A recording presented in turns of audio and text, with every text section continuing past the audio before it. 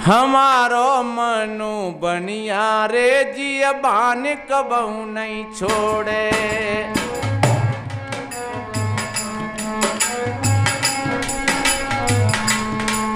हो बान कबहू नहीं छोड़े रे भैया, कसर कबहू नहीं छोड़े रे। हमारो मनु बनिया जियबान कबहू नहीं छोड़े। हमारो मनु बनिया जियबान कबहू नहीं छोड़े।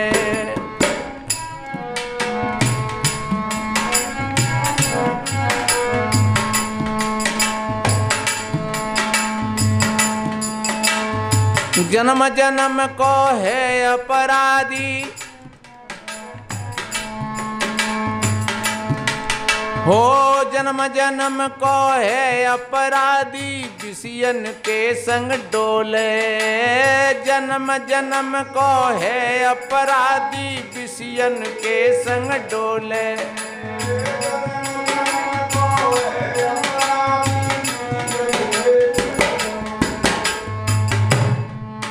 हो पांच रंग को पैन चोलना, उलोई फूलो डोले रे। हमारो मनु बनिया जियबान कबहू नहीं छोड़े। हमारो मनु बनिया जियबान कबहू नहीं छोड़े। हो बान कबहू नहीं छोड़े रे भैया, कसर कबहू नहीं छोड़े रे। हमारो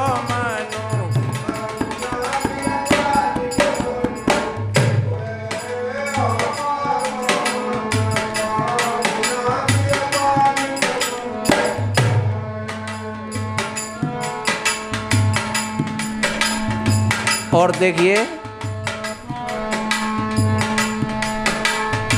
घर में जाके कुमति बनेनी, निस दिन नैन मरोरे। घर में जाके कुमति बनेनी, निस दिन नैन मरोरे। घर में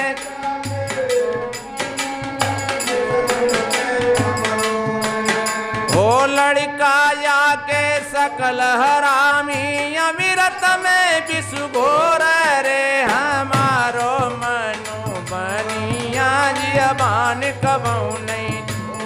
हो हमारो मनु बनिया रे जियबान कबहू नहीं छोड़े। हमारो मनु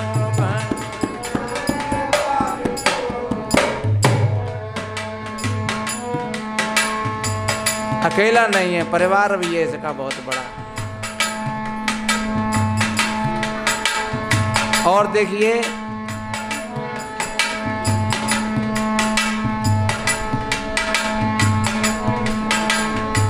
पक्के बांट बगल सर का बजिया, घटियन ढूंढत डोले। पक्के बांट बगल सर का बजिया, घटियन ढूंढत डोले।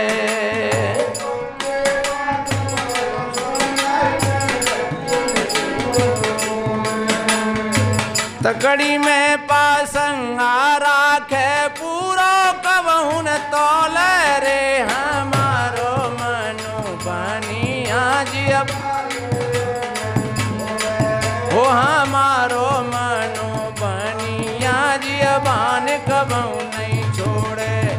हो बान कबहू नहीं छोड़े रे भैया, कसर कबहू नहीं छोड़े रे। हमारो मनु बनिया जियबान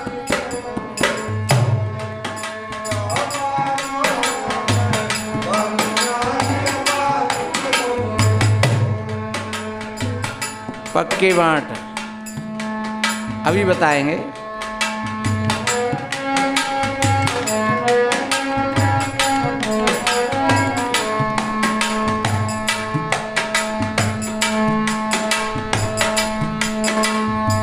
जल में बनिया, थल में बनिया, बनिया घट घट बोले। जल में बनिया,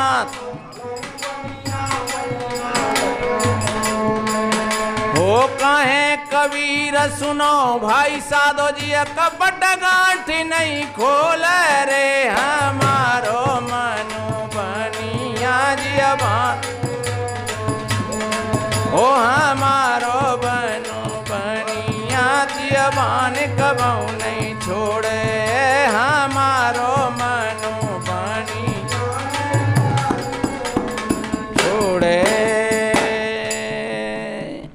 ये है हमारे मन की दशा और परिवार। घर में जाके कुमत बने नी, निस्दिन नैन मडोरे। और लड़का जाके सकल हरामी, अमृत में विष घोरे रे हमारो मन बनिया। लड़का काम है, क्रोध है, लोभ है, मोह है।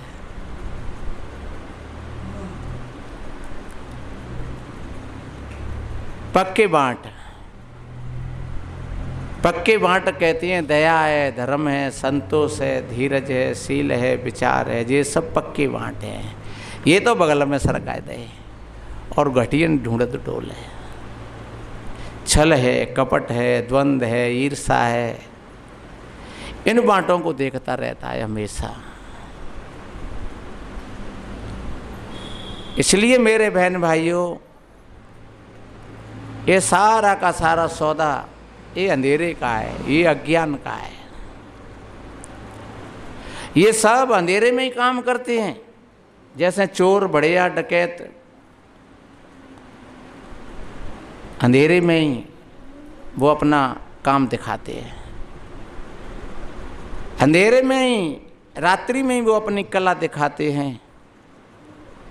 ऐसे हमारे अंदर भी ये अंधेरा है अज्ञान का, और संत जगाते हैं। बस जाग गए तो समझो कि आपको ठीक ज्ञान हो गया गुरु का।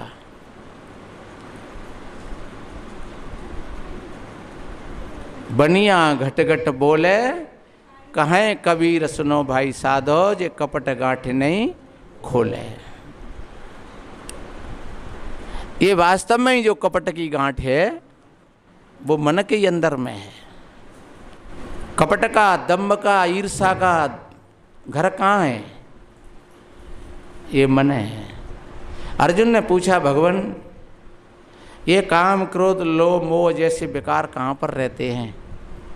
उन्होंने कहा अर्जुन, ये अपने मन के अंदर में रहते हैं। मन ही इनका घर है। ये मानसिक प्रवृत्तियां हैं, ये मानसिक विकार हैं।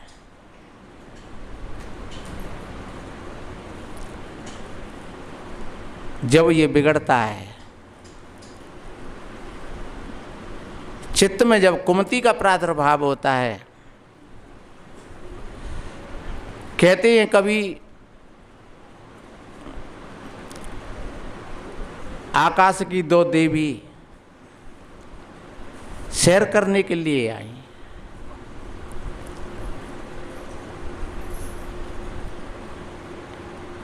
एक के कपड़ा बहुत बड़े सुंदर थे, एक के थोड़े मैले कुचले थे।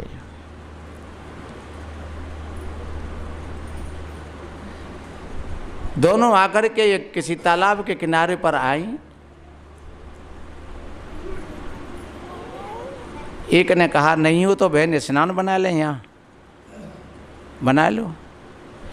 स्नान तो बना लेंगे, पर ये बात एक और है, हम तुम दोनों शर्त बताएंगे कि ज़्यादा कौन सी डूबेगी। जो अधिक डूबेगी वो जीत जाएगी, और जो जल्दी उछल आएगी वो हार जाएगी। और खेल तो होता ही है, चाहे वो सहेली हो चाहे मित्र हो। अगर खेल नहीं होगा तो सहेली और मित्र हो ही नहीं सकते हैं।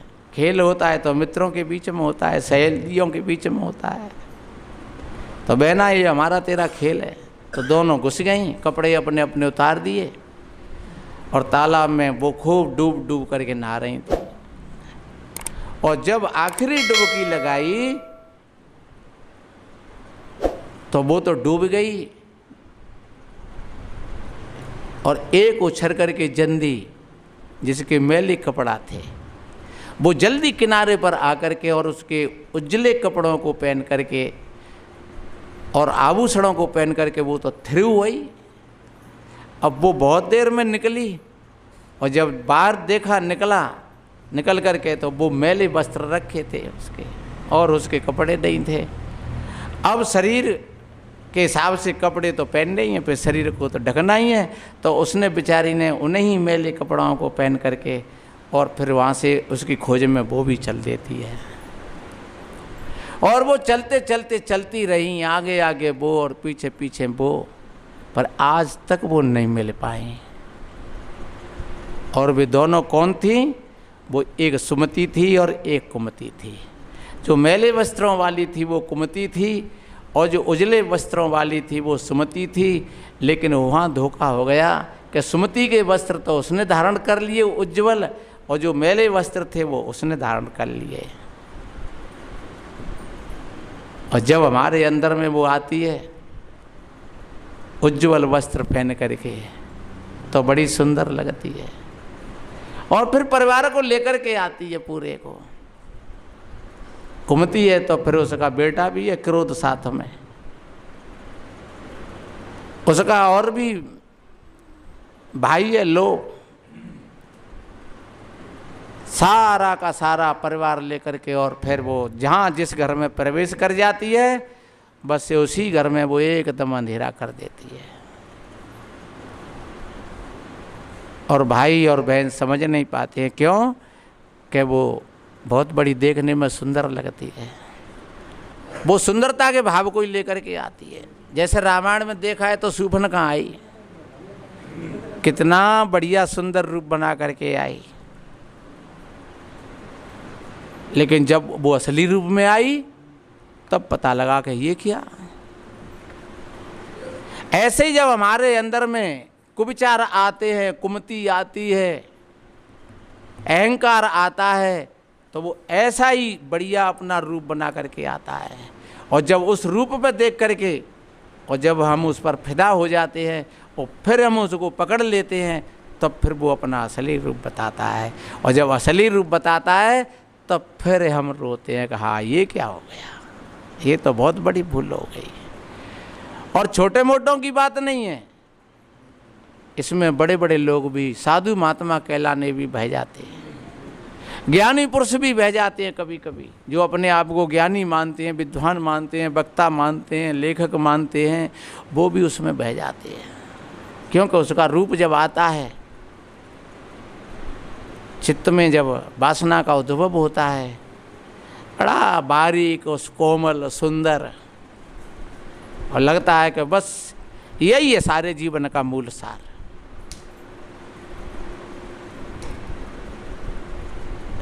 उसकी वास्तविकता तो उसी को दिखत है जिसके भीतर की आंख खुली होती है,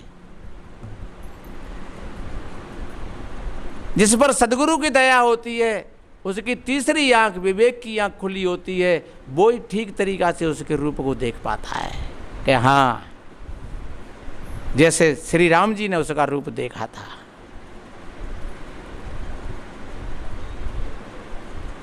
जो सही रूप था वो राम जी ने देखा था, और जब देखा तो फिर लक्ष्मण की तरफ इशारा कर दिया, लक्ष्मण ने राम जी की तरफ इशारा कर दिया, और खिजला करके जब वो सीता जी पर दौड़ी तो बताते हैं कि लक्ष्मण जी ने बाकी नाक कान काट लिए। और जी वासना क्या करवाती है? नाक कान ही तो कटवाती है। जो हमारे अंदर की जो कुमति है, कुविचार हैं, गंदे विचार हैं, भी क्या करवाते हैं। अगर कोई भाई बहन गलत काम करता है तो क्या कहते हैं? जो ना कहते कोई हाथ पानी काटे लो, जो कहते ना के काटे लो जाके। जब कोई गंद काम करता है, चाहे लड़की हो चाहे लड़का हो, तो फिर समाज एक स्वर में कहता है इसकी नाक काट लो, इसके नाक और कान काट करके छोड़ दो। तो सज्जनों, हमेशा ध्यान रखना, वासना हमेशा, ये कुमति हमेशा ये व्यक्ति के नाक और कानों को कटवाती है।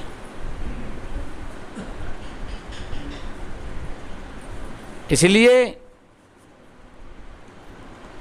ऐसे सदगुरु के ज्ञान का प्रकाश हो कि जिसमें जिसका अस्तित्व दिखे। अब देखिए, कुमति बने बैठी है मालिकिन, और सुमति बेचारी पीछे पीछे डोल रही है, और गंदे कपड़ा है वाकई। अब उस पर किसी की नज़र भी नहीं जाती है। कौन देखे उसको? है उसको अब कौन देखे? उसको तो वही देखेगा जिस पर वास्तविकता की आंख होगी। अंता वो सबकी नज़र में नहीं आती है, छुपे छुपे में बहुत बहुत काम करती रहती है। उस भजन में गाते हैं,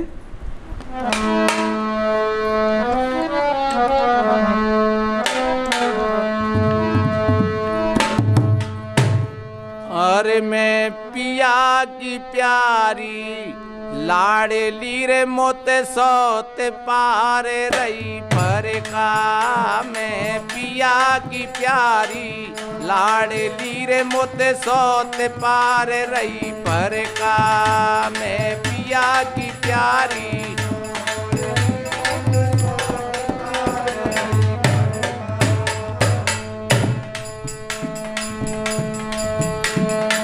जब जब जाऊं पिया के पासा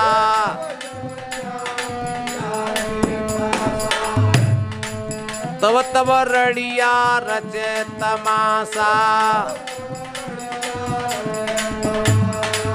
जब जब जाऊं पिया के पासा तब तब रड़िया रचे तमाशा।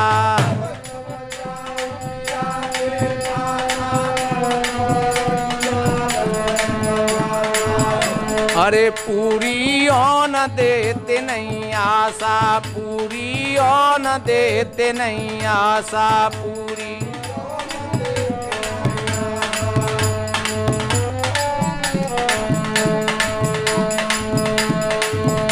अरे निस दिन द्वंद मचावती जग चार साढ़ से लड़का।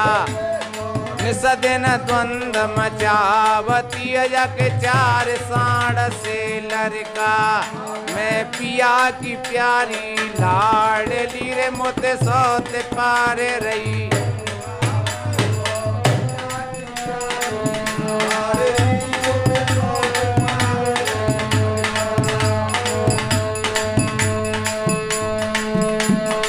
ये चारों मोए नाच नचावे अपनी अपनी गैल बतावे। ये चारों मोए नाच नचावे रे अपनी अपनी गैल बतावे।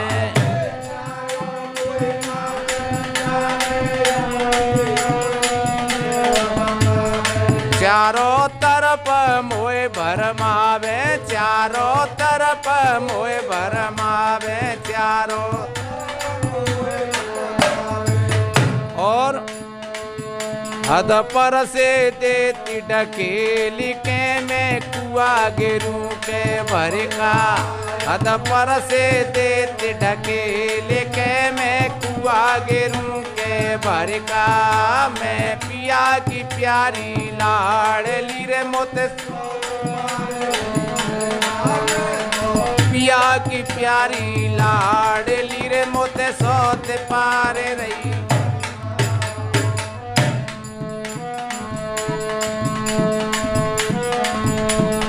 और ये चारों मुझको अपनी अपनी गैल बताते हैं, अपने अपने संग में खींचते हैं।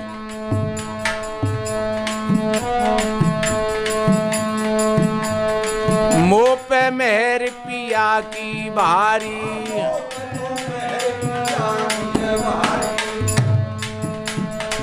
मैंने जने चार बलधारी। पर मैंने उनकी याद बिसारी, मैंने उनकी याद बिसारी, मैंने उनकी याद बिसारी। अरे जो एक हो तो साथ में तो सोत का फिर कर का। एक हो तो साथ में तो सोत का फिर कर का। मैं पिया की प्यारी लाडली रे मोते पिया की प्यारी लाडली रे मोते सोते पारे रही पर का। मैं पिया की प्यारी लाडली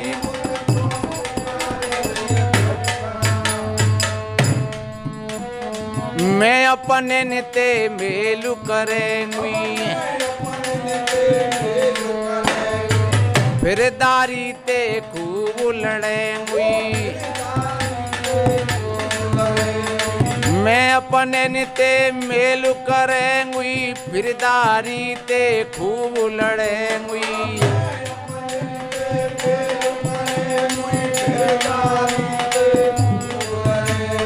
जाए पिया की सेज चढ़े गुई जाए, पिया की सेज चढ़े गुई जाए। अवश्य न लखिए गुरुदेव की रे तब मिट गयो सारो खटका। से न लखिए गुरुदेव की रे तब मिट गयो सारो खटका। मैं पिया की प्यारी लाडली रे मोते सोते पारे रही। पिया की प्यारी लाडली मोते सोते पारे रही। पर का मैं तो पिया की प्यारी लाडली रे मोते सोते पारे रही।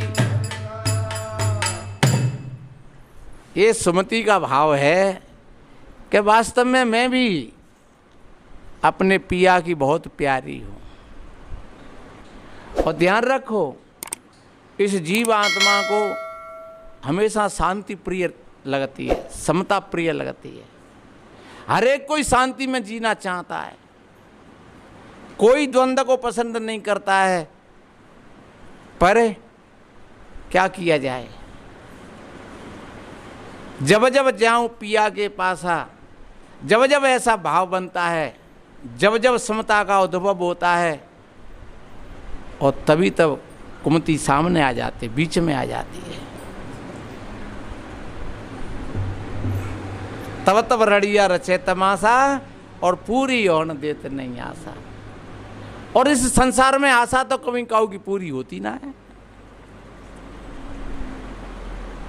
पर वास्तव में वो उस आशा की बात नहीं कह रही है, वो सांसारिक भोगों की बात नहीं कह रही है। वो कह रही है कि एक बार मैं अपने पति के पास में पहुंच जाऊं तो बस काम पूरा हो जाए। उनको भी शांति मिलेगी, उनको भी आनंद मिलेगा और मेरा भी पूरा काम हो जाएगा। लेकिन उसके बीच में 4 लड़का वाके ऐसे हैं हरामी कि वो मुझको अधपर से ही ढकेल देते हैं और बताते हैं, तो फिर वो न्यारा न्यारा अपना अपना रास्ता बताते हैं। उन्होंने अपना अपना रास्ता चुन लिया है अलग अलग।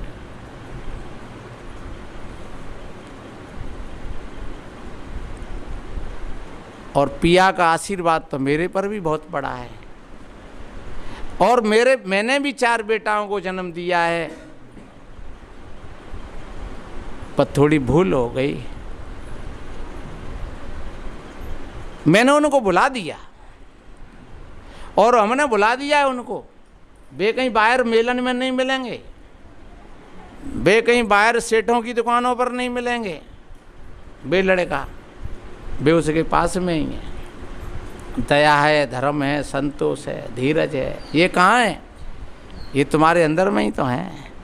अगर एक वो आ जाए तो एक आ जाओ, तो दूसरो आ जाओ, तीसरो आ जाओ, चौथो आ जाओ, और धीरे धीरे फिर उनका संगठन बन जाएगा, एक बड़ा दल बन जाएगा उनका।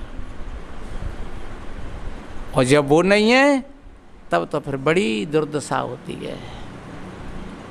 चित्त में चिड़चिड़ापन, भय, संशय, क्रोध, ईर्षा।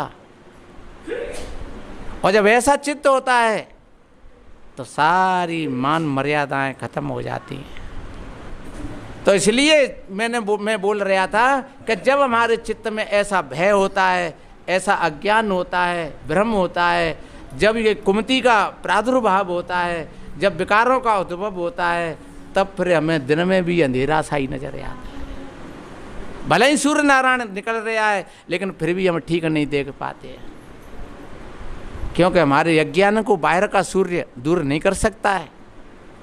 हमारा अज्ञान अगर दूर होगा कहीं, तो वो सदगुरु के ज्ञान के माध्यम से दूर होगा। जो अज्ञान का अंधेरा हमारे भीतर में फैला हुआ है, वो अगर दूर होगा तो वो सदगुरु के ज्ञान से होगा। अन्यथा एक सूर्य की बात क्यों करते हो? हजारों सूर्य हों, फिर भी वो अज्ञान दूर होने वाला नहीं है हमारे भीतर का। इसलिए हमने कहा था कि बिन गुरु ज्ञान नहीं उपजे, नहीं अज्ञान विनाश है। गुरु के चरण चित लाइयो भूलो मत भाई, गुरु के चरण चित लाइयो भूलो मत भाई। आपका ध्यान अपने गुरु के ज्ञान में अगर लगा हुआ है, और गुरु का ज्ञान भी 2 4 वाला, ऐसा नहीं कि कोई रूढ़ीवाद हो और कोई ब्रह्मवादी हो, 2 4 वाला, क्योंकि हम स्वतंत्र हैं उस ज्ञान पर भी विचार करने के लिए। तो मेरे बहन भाइयों, जब हमारे हृदय में जब कुमति का प्रादुर्भाव होता है, तब समझ लो कि फिर हमें असली चीज़ का अस्तित्व नज़र नहीं आता है, हम भटक जाते हैं, भूल जाते हैं। असली चीज़ जब भी नज़र आती है जब हमारा चित्त बिल्कुल निर्मल हो।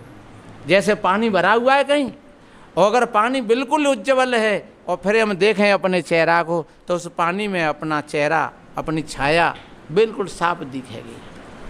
शीशा अगर सही है, उस शीशा में देखें हम अपने चेहरा को, तो वो शीशा बता देगा सारी वास्तविकता को। और अगर कहीं शीशा पर धूल है, अगर पानी हिल रहा है, पानी में अगर लहरें उठ रही हैं, तो फिर हम देखें उसके किनारे पर खड़े होकर के, तो वो हमारी वास्तविकता को नहीं बता पाता है। इसलिए अगर पानी में देखना है अपने आप को, तो पानी शांत हो, ठहरा हुआ हो बिल्कुल, और तब तुम देखो उसमें अपनी छाया को, तो वो तुम्हारे चेहरा को बता देगा। जैसे दर्पण में तुम्हारा चेहरा नज़र आता है, इसी तरह से उस ठहरे हुए पानी में भी आपका चेहरा नज़र आएगा। लेकिन किंचित मात्र के लिए भी हिल गया तो बस फिर नहीं, फिर तो गई बात आत से। अगर किंचित मात्र के लिए भी अगर शीशा पर धूल है, तो फिर तो आप अपने चेहरा को नहीं देख पाए। इसीलिए अगर अपना चेहरा देखना है, तो वो सदगुरु के ज्ञान के माध्यम से देखना है, अपने सदगुरु के ज्ञान के माध्यम से देखना है। असली चेहरा जब ही नजर आता है जब हमारे पास में सदगुरु के ज्ञान का दर्पण होता है। तो मैंने बोला, जब लग तारा जगमगे तब लगोगे न सूर्य। जब तक सूर्य का उद्भव नहीं होता है, तब तक अंधेरा जाता नहीं है, तब तक ये तारे जगमगाते रहते हैं। कर्म के तारे जगमगे अंधियारी छाई, कहें पारख दई कबीर ने तब रैन नसाई। गुरु के चरण चित लाइयो भूलो मत भाई।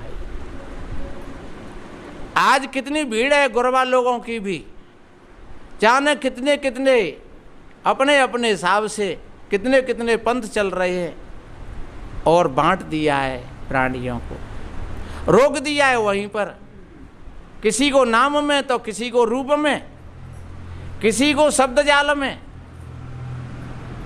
सज्जनों, ये भटकना बहुत बड़ी देर में समाप्त होती है।